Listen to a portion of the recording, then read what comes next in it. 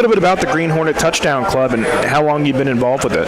The Green Hornet Touchdown Club is the parent-supported booster club for the football team. We support the coaches and players at all levels, middle school through high school. I've been involved for about a year and a half now, and I've been president for the past year. And I do serve with a board. Stacy Nemus is our vice president. Anthony Garcia is our treasurer. Maria Heiser is our secretary. So it is a great outlet for the parents who want to continue to support the team and the boys to do what they do. And our volunteers are amazing, and all the work that they do, the fundraising that they do, and it really does go to make the experience better for the boys. What's the preparation been like as we get ready for the start of the season, which is less than 2 weeks away? This is really our busiest time. I know last year was very odd because, as you know, we just didn't know. This year it's been much more clear, and I think that beginning in probably June, we had a golf outing in May, which was fantastic, but that transitioned quickly into season planning. Now is probably our busiest. We're doing a lot of fundraising now. You may have heard that we do have the Emmaus Power Cards that are being sold by the players right now. And very popular. Very popular. Yep. And they are out there. We just sold lottery calendars. So really that's kind of our function at this point, as well as getting ready for the snack stand, which will open. Just doing everything we can to get the program done, all of the things behind the scenes for game day. All right, and then obviously with 2020 happening last year, what's one thing that you've learned, what's one thing that you can take away from last year to just as part of your motivation with this booster club? That's a great question, Noah. I think that we do need to kind of enjoy the moment more, and when we put together a plan, when that plan gets a little blown up, we have to just kind of roll with it, and I think we're probably better at rolling with it and kind of moving over to an alternate plan or getting together at our next meeting. We do meet weekly and coming up with an alternate. And that seems to be what I think we took from last year because, booster clubs tend to be very like, well, what did we do last year? And last year didn't allow us to do that. Yeah. So it caused us to rethink some things, rethink some fundraising that we're doing. And I think that's been very beneficial. It made it a lot more complex and more to figure out. But I think that we're kind of embracing that and working through it as a club.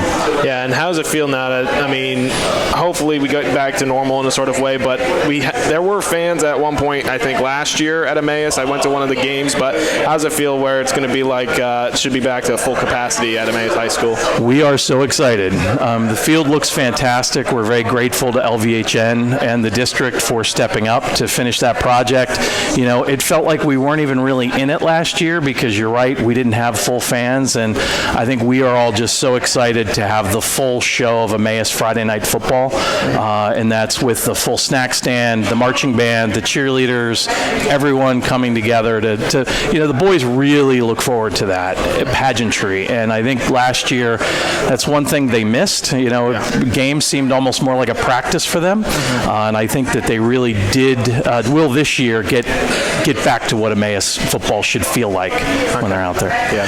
Chris, what were the biggest challenges in trying to navigate through last year as the president of the Green Hornet Touchdown Club? I mean, they were able to get a season in. They played 6 games. We had a lot of the games. I think they had 3-4 home games. Some fans were allowed in, and then other games, we were broadcasting games. You see an empty stadium, which was just so weird. It had to be difficult last year trying to organize things, with what Coach Fairclaw was trying to do with his team, and the uncertainty of are we going to play, or are we not going to play, if there's a COVID case with the opposing school or within Emmaus, within Emmaus. But how did you and the other Booster Club members get through last year and a lot of the uncertainty? I think the toughest part was probably the not knowing day to day.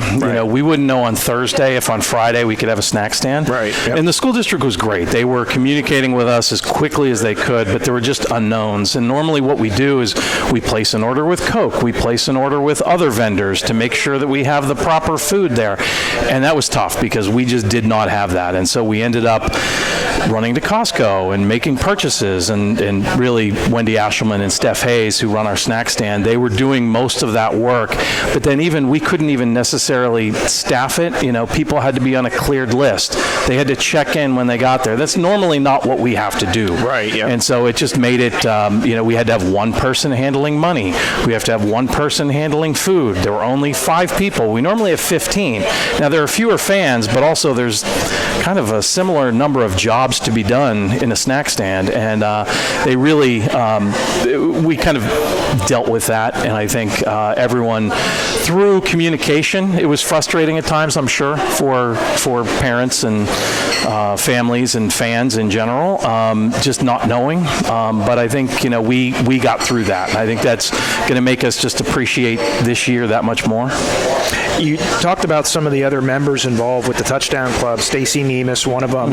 Not to single out anybody, but who are some of the other key members that make this Touchdown Club so successful? Yeah, I definitely, our kind of most stalwart workers are, I would say, Tina Shanley is our senior team mom. She leads a number of our efforts. She's led our purse bingo for years. I think you could also look at Kristen Wassel, who's also our sophomore team mom, and also is running the Power Card and also coordinating our sponsorships for this and the golf tournament. Also, Tom Ashelman, just for the work that he did in taking on a golf tournament. Emmaus football used to do a golf tournament, kind of gave it up for a number of years, and no one really had the guts to take it on, and Tom did step up and do that, which was great. Some of our other team moms are Megan Ruddick, Mel Darcy, who just ran our lottery calendar, and Jody Seuss and Allison Sherman.